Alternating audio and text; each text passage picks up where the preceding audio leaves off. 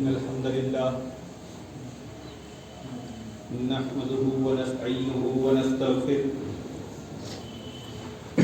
ونعوذ بالله من شرور أنفسنا ومن سيئات أعمالنا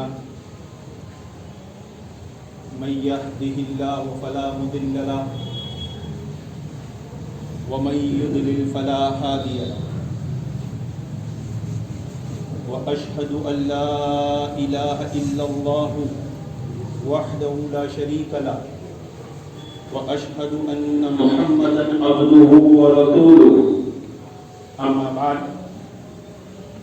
يا أيها الذين آمنوا اتقوا الله حق تقاته ولا تموتن إلا وأنتم مسلمون أما بعد فإن خير الحديث كتاب الله وخير الهدي هدي محمد صلى الله عليه وسلم وشر الأمور محدثاتها وكل محدثة بدعة وكل بدعة ضلالة وكل ضلالة في النار أما بعد حاضرین جمعہ میرے دینی ملی اسلامی بھائیوں، آج کے خطاب کا عنوان وہی گزشتہ خطبات ہیں کہ اہل بیت کا دفاع کیوں۔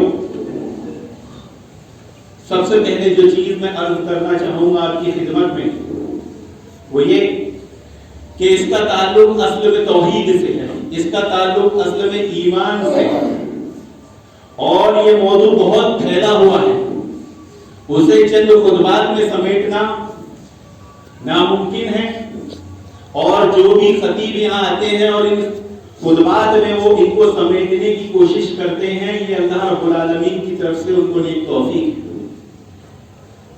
تو میں نے جو شروع میں بات عرض کی کہ اس کا تعلق توحید سے ہے، اس کا تعلق ایمان سے ہے، اگر دوران خطاب میں موضوع کو پھیلنے کی وجہ سے ذہن سے نکل جائے تو آپ آخر میں مجھے یاد دلا سکتے ہیں۔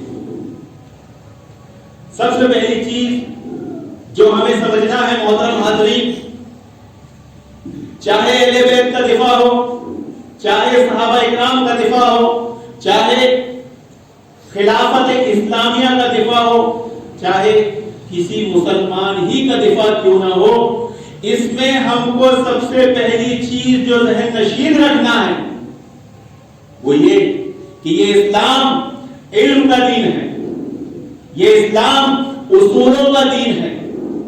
اگر آپ کے پاس علم نہیں، آپ کے پاس اصول نہیں، تو سوال یہ آئے گا سب سے پہلے کہ آپ مسلمان کیسے؟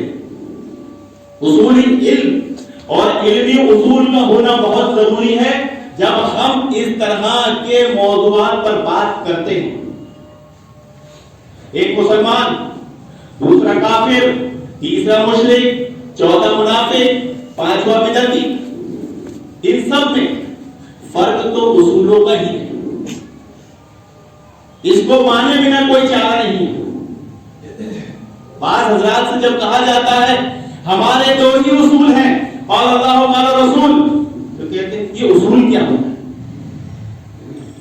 قرآن حدیث اس کو سمجھتا لیکن اصول نہیں سمجھتا۔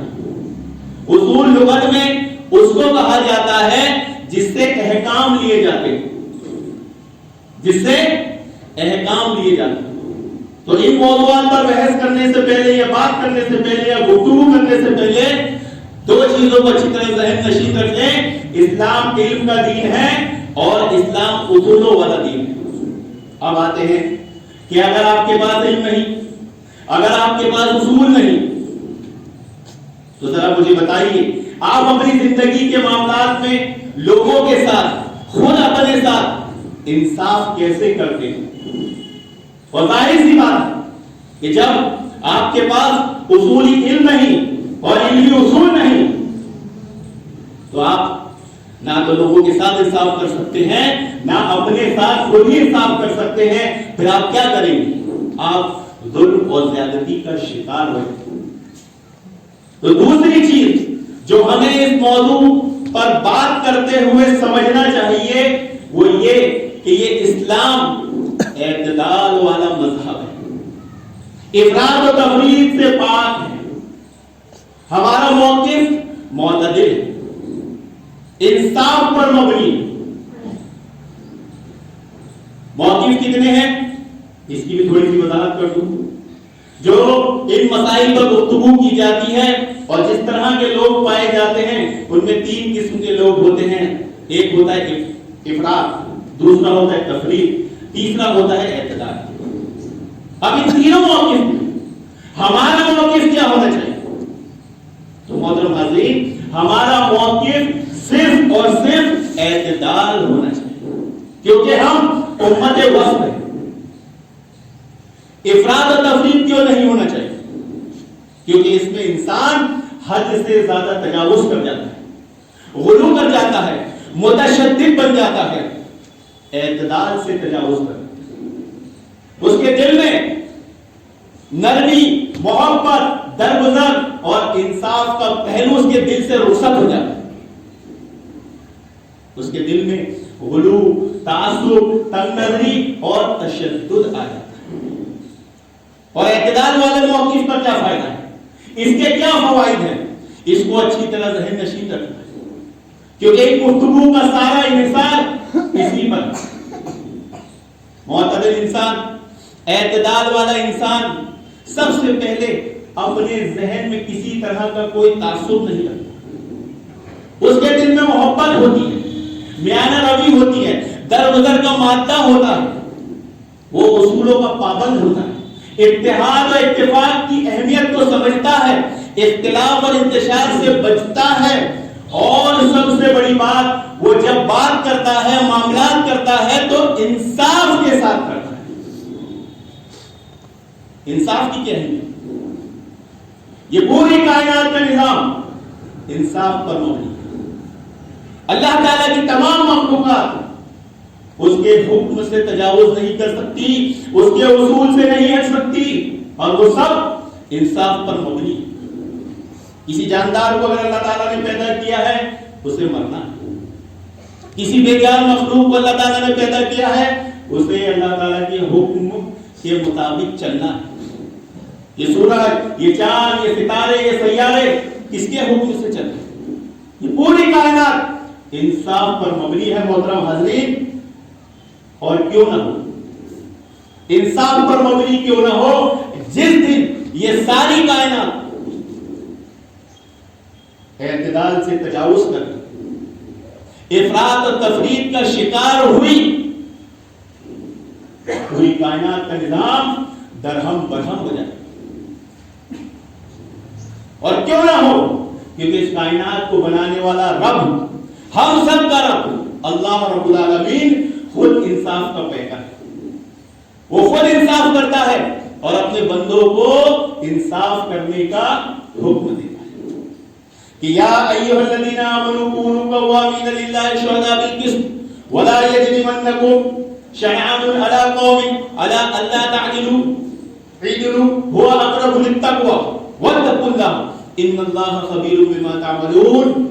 کیا ایمان والو، اللہ تعالیٰ کی خاطر حق پر چلنے والے بن جاؤ اور انصاف کے ساتھ گواہی دینے والے بن جاؤ۔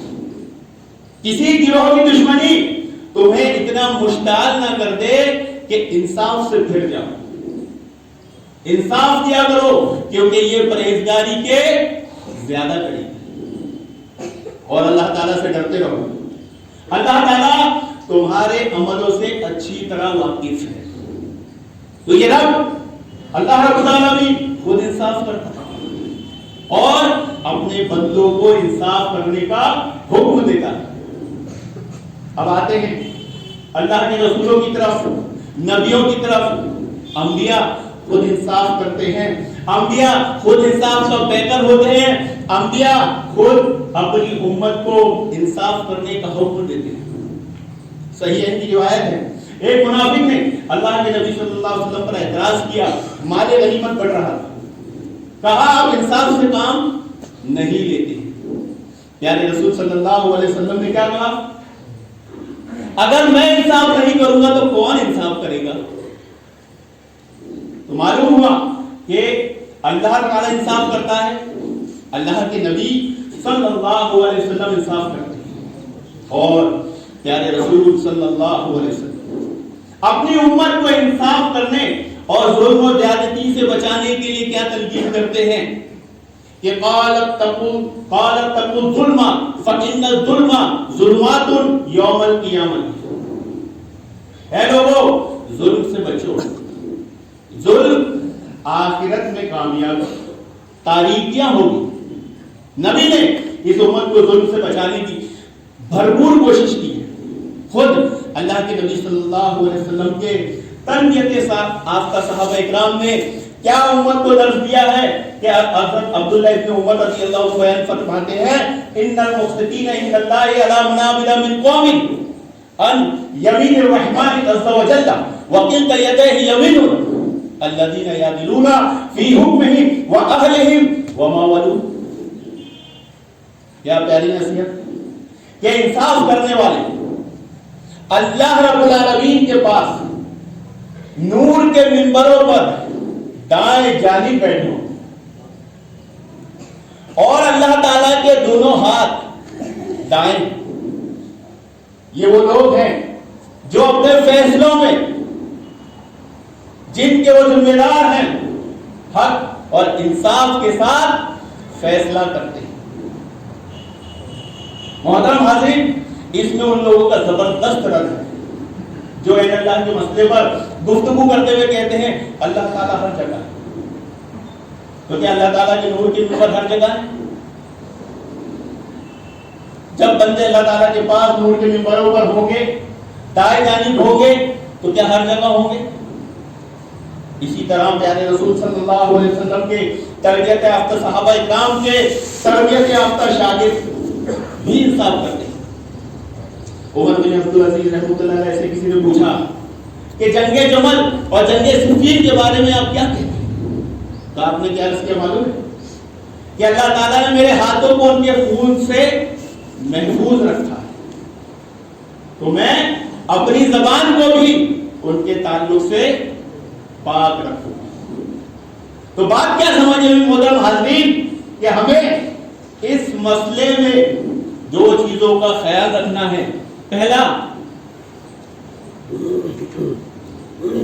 کہ اسلام علم کا دین ہے، دوسرا یہ اصولوں کا دین ہے، تیسرا ہمارا موقف معتدل ہونا چاہیے، افراط اور تفریط سے پاک ہونا چاہیے۔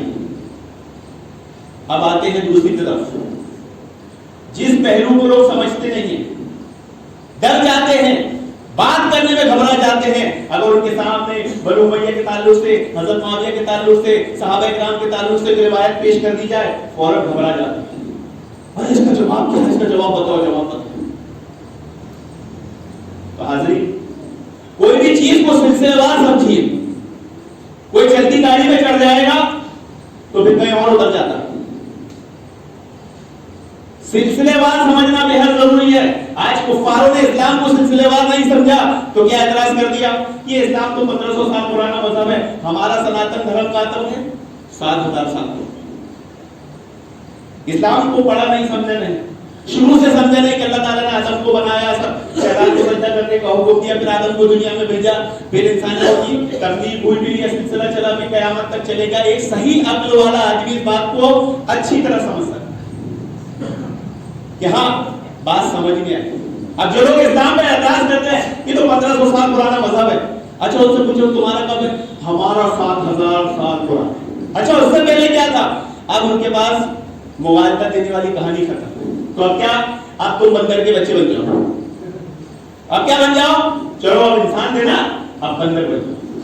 تو چلتی گاڑی میں جو چڑھتا ہے وہ کہیں اور اتر جاتا ہے۔ تو ان معاملات کو سمجھنے میں، صحابہ اکرام کے اختلافات کو سمجھنے میں جو چیز کو سمجھنا چاہیے وہ سلسلے وار تاریخ کی واقعات کو پورا سمجھتے میں آئیں گے، انشاءاللہ آپ کو سمجھنے میں دیر نہیں ہوگی۔ آئیے دیکھیے توحید کے سب سے بڑے دشمن کون؟ یہودی۔ اس توحید کی دعوت کو پھیلانے والے انبیاء اکرام کے سب سے بڑے دشمن کون؟ یہودی۔ ان یہودیوں نے انبیاء اکرام کے ساتھ کیا کیا؟ کیا انہوں نے موسیٰ علیہ السلام پر بےہودہ الزامات نہیں لگائے؟ ایسے ایسے گھٹیا الزام لگائے، کیونکہ موسیٰ علیہ السلام بہت حیادار تھے، اتنا اپنے جسم کو کپڑے سے ڈھانکا کرتے تھے کہ دیکھنے والا حیرت زدہ ہو جاتا تھا۔ اچھی بات تھی، حیادار تھی، انہوں نے اس خیر میں سے شر نکالا اور کہہ دیا کہ ضرور موسیٰ علیہ السلام کو کوئی بہت بڑی بیماری ہے، بہت بڑی کمزوری ہے، یا ان کو ہرنیا کی پرابلم ہے، شرمگاہ کا کوئی مسئلہ ہے۔ صحیح بخاری کی روایت ہے کہ جب موسیٰ علیہ السلام دریا کنارے اکیلے میں غسل کر رہے تھے، آپ بہت حیادار تھے، تنہائی میں جا کے غسل بھی تنہائی میں جا کے دور کیا کرتے، آپ نے اپنے کپڑے اتارے اور وہ پتھر پہ رکھے، پتھر کپڑے لے کے بھاگے۔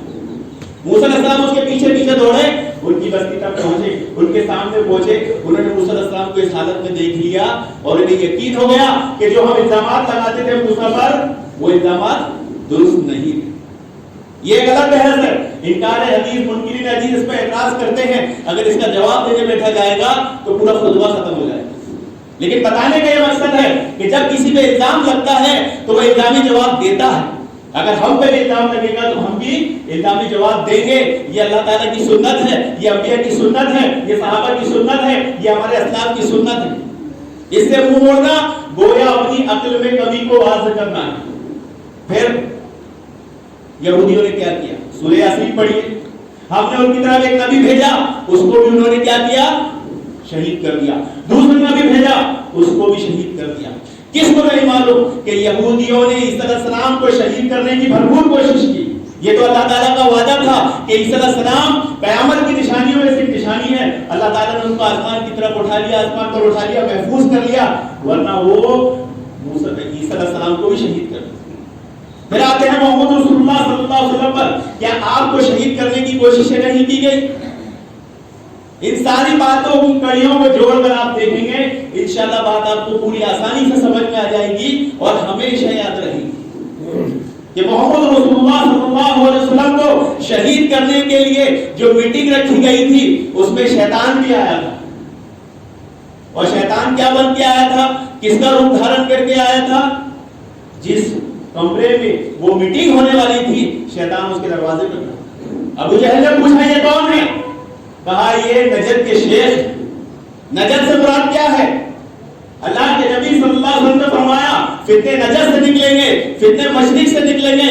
عبداللہ بن عمر رضی اللہ عنہ اس کی وضاحت کرتے ہیں کہ یہاں نجد اور مشرق سے مراد عراق ہے۔ شیطان کس کے روپ میں آیا؟ عراقی بن کے آیا۔ نبی کی پیشن گوئی ہو بہو صحیح ثابت ہو رہی تھی، ہو رہی ہے اور ہو رہی ہے، ہوگی قیامت۔ شیطان عراقی بن کے آیا۔ اللہ کے نبی صلی اللہ علیہ وسلم کی تجویز میں جو مشورے دیے گئے، بات لمبی ہے میں مختصر کر رہا ہوں، سب کو اس نے رد کیا اور ابو جہل کی بات پر مہر لگایا کہ ہاں یہ مشورہ صحیح۔ پھر آگے اللہ کے نبی صلی اللہ علیہ وسلم کی زندگی میں آپ نے مدینہ سے 3 یہودیوں کے قبیلے نکال دیے۔ یہودیوں کو اتنی ذلت ملی، کیا وہ اس ذلت کو بھول جائیں گے؟ کیا وہ نبی کریم صلی اللہ علیہ وسلم سے اور ان کے اصحاب سے جو اس وقت موجود تھے اللہ کے نبی کے ساتھ، ان سے بدلہ نہیں لیں گے؟ یہودیوں کی دشمنی، ان کی سازشیں کیا آج ہمارے سامنے نہیں ہے؟ تو کیوں ان واقعات کو ان کڑیوں سے جوڑ کر نہیں دیکھا جاتا؟ کیوں صرف صحابہ اکرام کے زمانے میں پہنچ جاتے ہیں اور کربلا کے زمانے میں پہنچ جاتے ہیں اور کیا سمجھتے ہیں کہ دین یہی سے؟ پھر اس کے بعد آتے ہیں حضرت عمر رضی اللہ عنہ کو دور آیا، آپ کی خلافت میں ایران فتح ہوا۔ ایران فتح ہوا، اس کا بادشاہ یزدراج بھاگ گیا، مال غنیمت میں بہت ساری چیزیں آئی، اس میں یزدراج بادشاہ کی ایک بیٹی بھی آئی۔ حضرت عمر نے اس کا کیا کیا؟ حضرت عمر نے اس مال غنیمت میں آنے والی بیٹی کو تحفے میں حضرت حسین کو دیا، جس سے حضرت حسین نے نکاح کیا۔ کربلا کا واقعہ ذرا کھنگالے دیکھیں کہ 72 شہید بتائے جاتے ہیں، لیکن اس میں کہیں پر بھی حضرت حسین کی بیوی اور بیٹے کا تذکرہ نہیں۔ کیوں؟ سب کو شہید کر دیا گیا، یہی 2 کیوں بچے؟ کہانیاں کیسی سنائی جاتی ہیں؟ چاروں طرف سے گھیر لیا ہے، تو ایک عورت جو مظلوم ہے، کمزور ہے، وہ کیسے بچ سکتی؟ 4 سال کے بچے کو تلوار کو اٹھا دے۔ ان کہانیوں کے پیچھے کی وجوہات میں بتانا چاہ رہا ہوں، بات لمبی ہو جائے گی۔ حضرت عمر نے جب ایران فتح کیا محترم حاضرین، تو یہ جو یزدراج بھاگا تھا یہ اپنی ذلت کو بھول جائے گا، یہ اپنی حکومت، اپنی سب چیزوں کو، اپنی بیٹیوں کے چلے جانے کو بھول جائے گا، تو یہ لوگ کہاں گئے؟ تو جب ان سب کڑیوں کو آپ جوڑیں گے تو محترم حاضرین آپ کو سمجھ میں آئے گا کہ یہ وہی تار ہیں یہودیوں سے جڑے ہوئے کہ ادھر حضرت عمر نے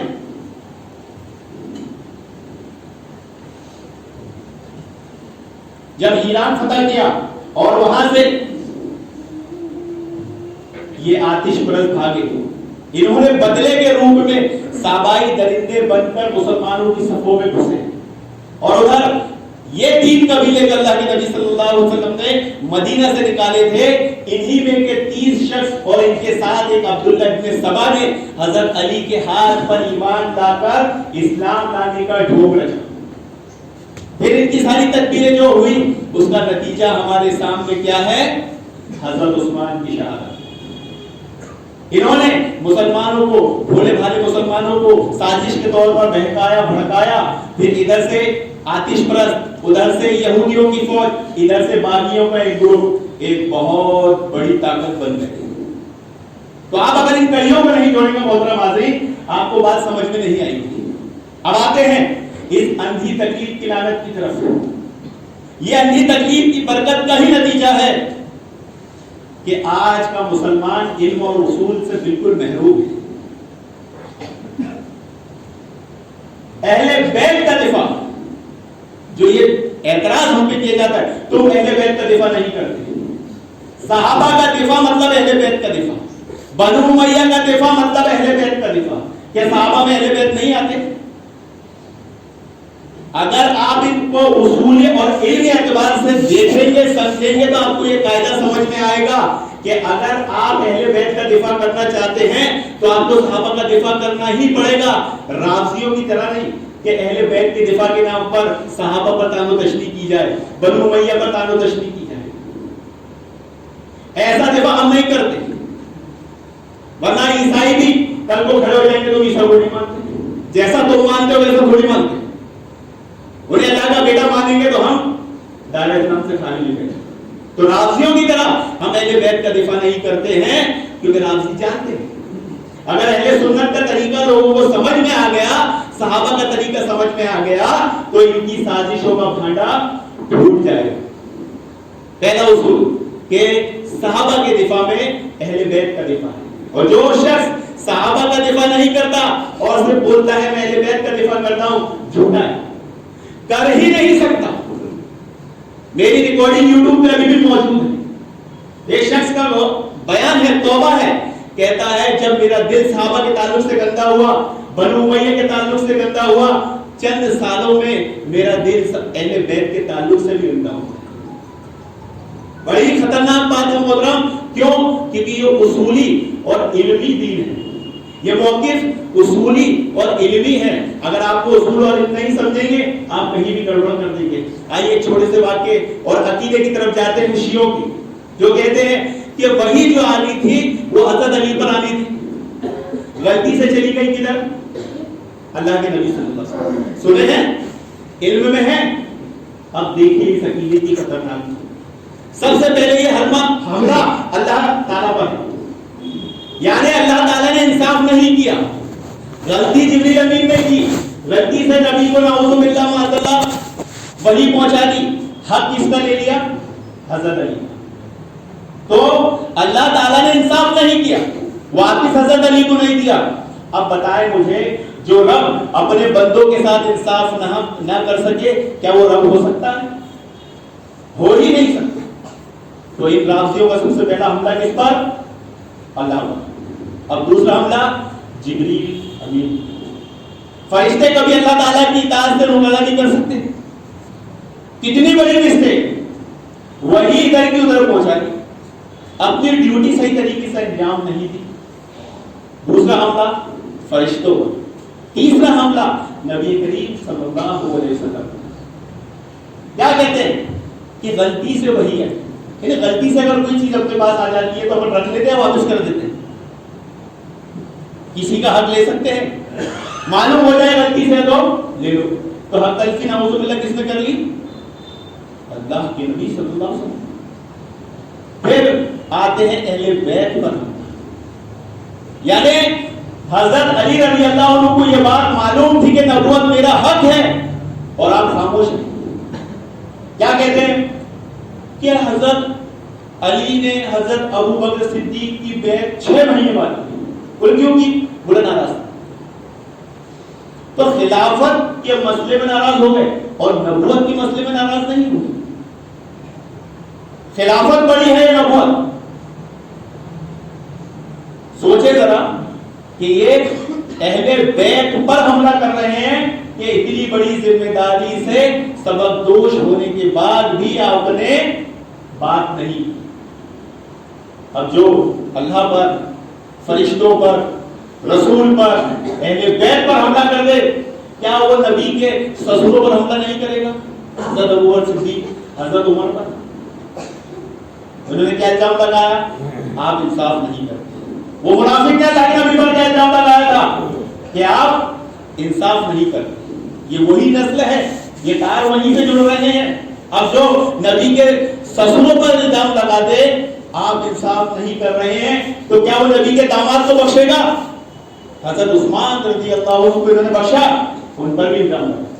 اب جو سسر پر، داماد پر الزام لگا دے تو کیا وہ داماد کے رشتہ داروں کو بخشے گا؟ انہوں نے حضرت معاویہ پر بھی الزام لگایا. اب یہ سب دیکھنے کے بعد ان کی آل و اولاد کی ان کی نظروں میں کیا اہمیت ہوگی، کیا حیثیت ہوگی، کیا وقت ہوگی.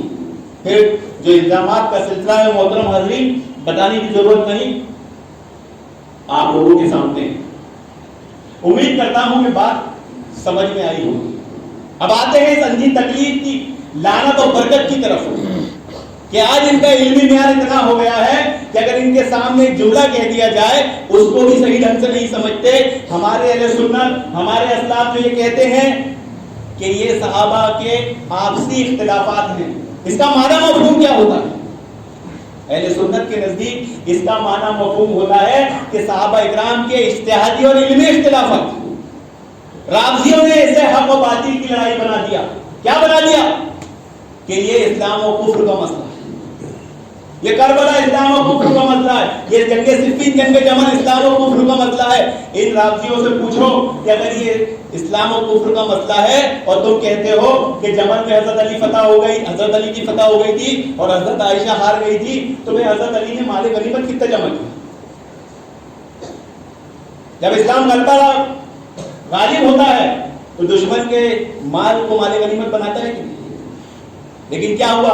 حضرت علی رضی اللہ عنہ نے حضرت عائشہ رضی اللہ عنہا کو عزت کے ساتھ مدینہ روانہ کیا. وہاں ایک روایت ملتی ہے کہ ایک صحابائی درندے نے حضرت عائشہ کی شان میں گستاخی کرنے کی کوشش کی، انہیں گالی گلوچ کی. حضرت علی نے اسے ننگا کر کے 100 کوڑے لگوائے. کیا حق اور باطل کی لڑائی میں ایسا ہوتا ہے؟ کفر و اسلام کی لڑائی میں ایسا ہوتا ہے؟ پھر آتے ہیں جنگ صفین کی طرف، جو آپ پچھلے خطبات میں سنے ہیں کہ حضرت علی نے اپنے شہیدوں کی بھی نماز جنازہ پڑھائی اور بنو امیہ کے شہیدوں کی بھی نماز جنازہ پڑھائی.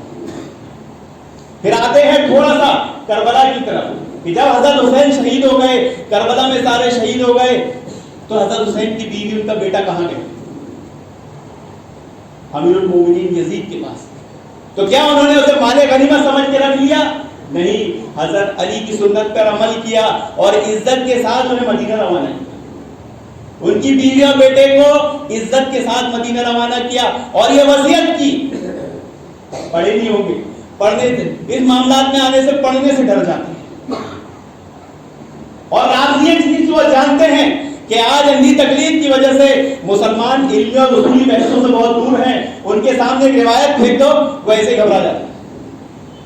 یہاں حضرت یزید حضرت علی کی سنت پر عمل کرتے ہوئے حضرت حسین کی بیوی اور بیٹے کو عزت کے ساتھ مدینہ روانہ کر رہے ہیں، اخراجات دے رہے ہیں اور کیا وصیت کر رہے ہیں کہ اگر مدینہ میں باغی کوئی سازش کرتے ہیں اور حضرت حسین کے بیٹے زین العابدین اس میں ملوث پائے جاتے ہیں تو کیا کرنا؟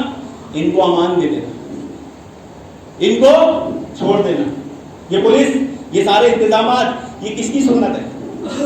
یہ حضرت معاویہ کی سنت. ان کے پاس بھی انٹیلیجنٹ تھی، LIB تھی، CID تھی، خفیہ رپورٹ وہ بھی رکھتے تھے.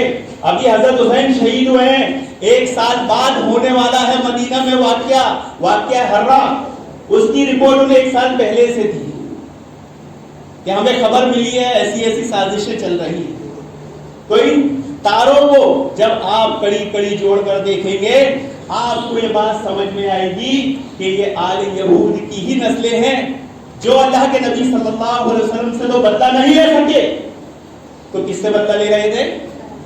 صحابہ سے اور صحابہ کی اولادوں سے. اس مختصر سی گفتگو میں جو چیز ہمیں بات سمجھ میں آئی، پہلا یہ کہ یہ علمی اور اصولی مذہب ہے، یہ موضوع علمی اور اصولی ہے. دوسرا یہ کہ ہمارا موقف معتدل اور اعتدال پر ہونا چاہیے. چوتھا تیسرا یہ کہ بات کرے تو انصاف کے ساتھ کرے، جتنی بات ہے اتنی کرے، اس سے زیادہ نہیں کرے. حضرت علی حضرت معاویہ کے بیچ جنگ ہوئی، حضرت علی اور حضرت معاویہ کے بیچ جنگ ہوئی، کتنے لوگ شہید ہوئے. جب حضرت علی شہید ہوئے نا، جیسے ہی یہ خبر حضرت معاویہ کو ملی، حضرت معاویہ نے کیا کہا؟ آج علم اور فقہ کا چراغ ہم سے جدا ہو، اور رونے لگے. دیکھیے جنگ ہوئی ہے، تھوڑی سی تو میں ہم بات بند کر لیتے ہیں، ایک دوسرے کی سلام دعا بند کر دیتے ہیں، سورج دیکھنا بند کر دیتے ہیں، اور وہاں جنگ ہوئی ہے تو لوگوں نے حضرت معاویہ کو ہار دلائی کہ انہوں نے آپ کے ساتھ جنگ کی اور آپ ان کے تعلق سے ایسا جذبہ رکھتے ہیں. حضرت معاویہ نے کہا تم نہیں سمجھے. یعنی اس سے کیا پتا چلا کہ بات جب کی جائے تو انصاف کے ساتھ کی جائے، اتنی ہی کی جائے جتنی ہے، بڑا چڑھا کے نہیں کی جائے، ایک کی دو کی چار نہ کی جائے. اور دوسری بات پتہ چلی کہ صحابہ اکرام کے دلوں میں کینہ کپٹ اور بغض نہیں. وہ جب بات کرتے تھے تو علم اور اصول کے مطابق کرتے. اب غلطی کہاں لگی کہ جس چیز میں ہمارے لیے خیر تھا اس میں ہم لوگوں نے شر ڈھونڈنے کی کوشش کی، جان کر یا انجانے. اب یہ جمل اور یہ صفین کے جو واقعات ہیں محترم حاضرین، یہ ہمارے لیے زحمت ہے یا رحمت ہے؟ اگر کسی مسلمان سے سوال کر لیا جائے، یا جتنے بیٹھے ہیں اور آپ باہر جا کر بھی، کہ کیا تمہارا دین و اسلام مکمل ہے؟ سب کیا کہیں گے؟ ہاں. اب ہم لوگوں کو ثابت کرو کہ جب دو مسلمان آپس میں لڑ لے، ان میں اختلاف ہو جائے، اس کو حل کہاں سے کرو؟ یہ اسلام عملی دین ہے. کون سا دین ہے؟ عملی. عمل دکھانا پڑے گا. کوئی کافر آپ پر، کوئی یہودی آپ سے، کوئی عیسائی آپ سے، کوئی ہندو بدھسٹ آپ سے سوال کر لے کہ تم کہتے ہو اسلام مکمل دین ہے، اور دو مسلمان میں اختلاف ہو جائے، حل کیسے کرو گے؟ تو دلیل کہاں سے لاؤ گے؟ کیا نبی کو امت سے لڑاؤ گے یا امتیوں کو نبی سے لڑاؤ گے؟ نعوذ باللہ. تو پھر کفار کے الزام لگائے گا اسلام پر. یہ کیسا اسلام ہے کہ اس کا نبی امتیوں سے اختلاف کرتا ہے؟ یہ کیسے امتی ہیں جو اپنے نبی سے اختلاف کرتے ہیں؟ تو محترم حاضرین، یہ جبل، یہ صفین، یہ کربلا، یہ ہمارے لیے زحمت نہیں رحمت ہے. یہ دلیل کے طور پر ہم پیش کر سکتے ہیں کہ جب دو مسلمانوں میں کوئی اختلاف ہو جائے تو ہمیں کیا کرنا ہے؟ ایسے حل کرنا.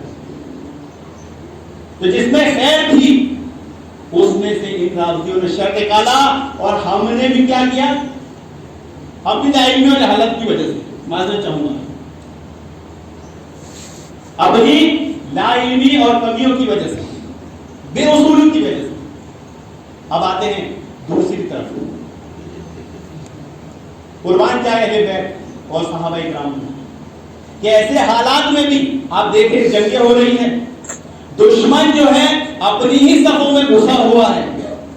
ایسے حالات میں صحابہ اکرام نے، اہل بیت نے اللہ اور اس کے رسول کے احکامات پر ہر حالت میں ہمیشہ عمل کیا، اچھی طرح ذہن نشین رکھا، انصاف کے دامن کو کبھی نہیں چھوڑا.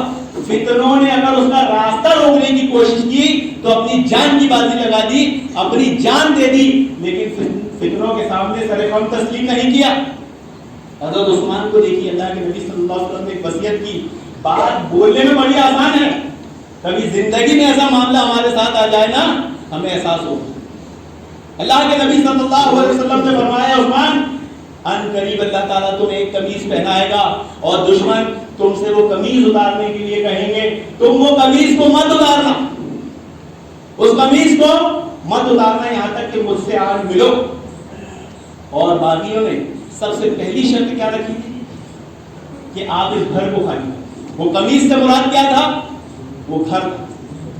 نبی کے حکم کو ایسا پکڑا کہ شہید ہو گئے، شہادت کو قبول کر لیا، لیکن باطل کے سامنے نہیں جھکے۔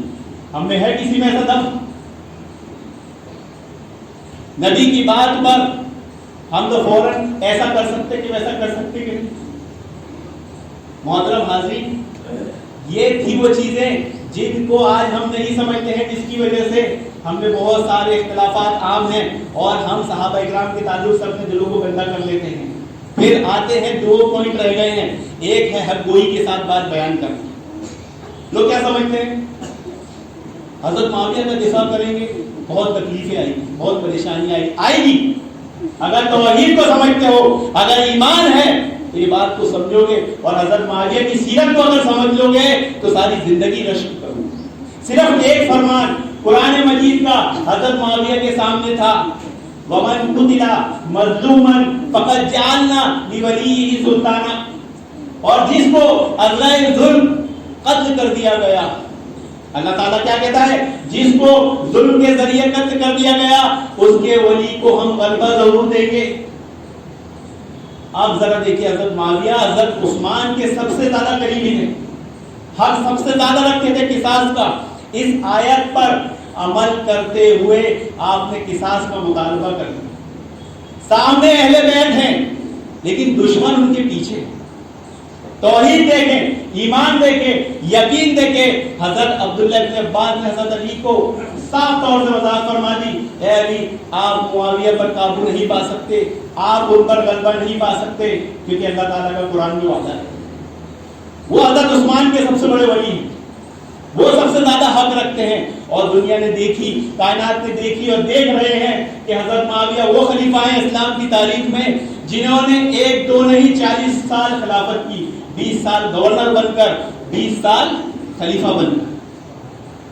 اللہ تعالیٰ کا وعدہ سچا ہوا قرآن میں، ولی کو غلبہ دیا اللہ تعالیٰ نے، لیکن یہ کیفیت دیکھی کہ دشمن جو تھا وہ کس کے پیچھے چھپا ہوا تھا؟ اہل بیت کی آڑ لے کر۔ یہ باغی کس کے پیچھے تھے؟ اہل بیت کی آڑ لے کر۔ جب یہ حضرت عثمان کے سامنے تھے تو کھل کر تھی، جب ان پر الزام لگا تم نے بغاوت کی، انہوں نے اپنے اس گناہ کو دھونا چاہا اور کیا کیا؟ حضرت علی کی بیعت کر دی۔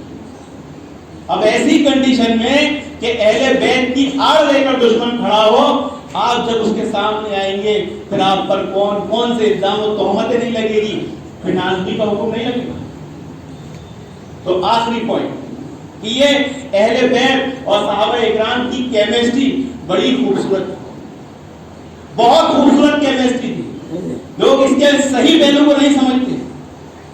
رافضی خارجی کیا کرتے ہیں؟ اسے اہل بیت کی دشمنی باور کرانا چاہتے ہیں، لیکن اگر آپ اس پر غور کریں گے آپ کو بات سمجھ میں آئے گی، نہ اہل بیت صحابہ کے خلاف تھے اور نہ صحابہ اہل بیت کے خلاف تھے۔ محترم حاضرین، چاہے کوئی بھی روایت آپ اٹھا لیں، عبداللہ بن عمر کا یہ کہنا میں اللہ کی قسم کھا کر کہتا ہوں کہ میں حضرت علی کی بیعت نہیں کروں گا، چاہے یہ روایت لیں، چاہے حضرت عائشہ کا موقف لے لیں کہ ہم عثمان کے قتل کا قصاص لیں گے اور ایک لشکر لے آئے، چاہے یہ لے لیں، چاہے حضرت طلحہ کا موقف لے لیں کہ بیعت کرنے کے بعد آپ نے حضرت علی کی بیعت توڑ دی اور کیا کہا؟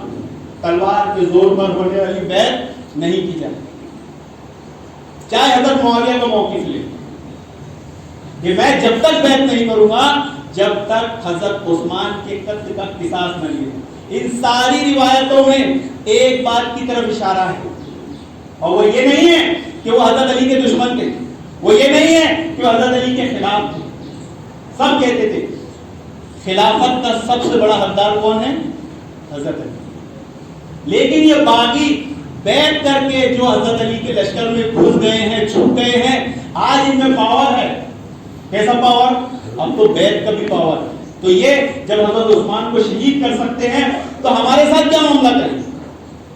اور ایک اصول یاد رکھیں، میں نے کہا نا کہ یہ خلافت کے واقعات جو ہیں، یہ جنگ صفین، جنگ جمل ہمارے لیے خیر ہے، اس میں لوگ شر ڈھونڈتے ہیں۔ اگر صفین کے معاملات آپ پڑھ لیں گے آپ رشک کریں گے۔ جو گروہ دن بھر ایک دوسرے کی جان کے پیاسے ہیں، ایک دوسرے کو قتل کرنے کے در پہ ہیں، جب شام ہوتی، جنگ بند ہوتی تو پھر وہ کیا کرتے؟ ایک دوسرے کے ساتھ بیٹھ جاتے، ایک دوسرے سے تبادلہ خیال کرتے، ایک دوسرے کے حال چال پوچھتے۔ کبھی دیکھی ہے ایسی جنگ؟ اب ایسا کیوں؟ کیونکہ ایک مسلمان پر اللہ کے نبی صلی اللہ علیہ وسلم نے کیا فرمایا؟ تمہارے بادشاہ کا تم پر بہت حق ہے، اور جو اپنے بادشاہ کے حکم کو نہ مانے اس پر اللہ کی لعنت، اس پر فرشتوں کی لعنت، اس پر تمام لعنت کرنے والوں کی لعنت۔ تو دونوں کے لوگ اپنے اپنے خلیفہ کے حکموں کو مانتے تھے، اطاعت کرتے تھے، اور جیسے جنگ بند ہوتی تھی پھر گھل مل جاتے تھے۔ پھر کیا کرتے تھے؟ وہ ایک دوسرے سے حال چال پوچھتے تھے، خیر خیریت پوچھتے تھے، ان کی زخموں کی مرہم پٹی کرتے تھے، کوئی مر گیا، شہید ہو گیا، اس کی نماز جنازہ پڑھتے تھے، اس کو دفن کرتے تھے۔ تو صحابہ اکرام کو یہ بات اچھی طرح معلوم تھی کہ اگر ہم نے حضرت علی کی بیعت کر لی تو پھر ہم اطاعت کے پابند ہو جائیں، اور جیسے اطاعت کے پابند ہوئے اب اس سے نکل نہیں سکتے، تو اس کا فائدہ باقی اٹھائیں گے۔ اسی لیے صحابہ اکرام جو شرط رکھتے تھے حضرت عثمان کا قصاص لو، وہ حضرت علی کے خلاف نہیں تھا، وہ ان باغی درندوں، صحابہ درندوں کے خلاف تھا جو حضرت علی کے گروہ میں گھسے ہوئے۔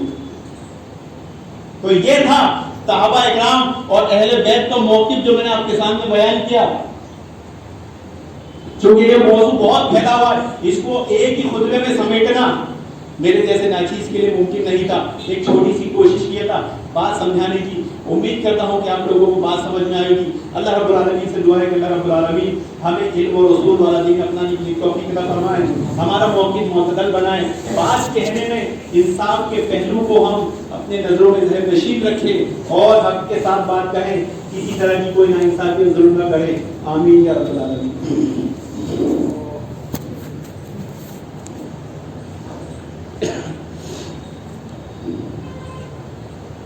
إن الحمد لله نحمده ونستعينه ونستغفره ونعوذ بالله من شرور أنفسنا ومن سيئات أعمالنا من يهده الله فلا مضل له ومن يضلل فلا هادي له وأشهد أن لا إله إلا الله وحده لا شريك له وأشهد أن محمدا عبده ورسوله أما بعد فإن خير الحديث كتاب الله وخير الهدي هدي محمد صلى الله عليه وسلم وشر الأمور محدثاتها وكل محدثة بدعة وكل بدعة ضلالة وكل ضلالة في النار إن الله وملائكته يصلون على النبي يا أيها الذين آمنوا صلوا عليه وسلموا تسليما اللهم صل على محمد وعلى آل محمد كما صليت على إبراهيم وعلى آل إبراهيم إنك حميد مجيد اللهم بارك على محمد وعلى آل محمد كما باركت على إبراهيم وعلى آل إبراهيم إنك حميد مجيد سبحان الله وبحمده سبحان الله العظيم سبحان الله وبحمده سبحان الله العظيم سبحان الله وبحمده سبحان الله العظيم وآخر دعوانا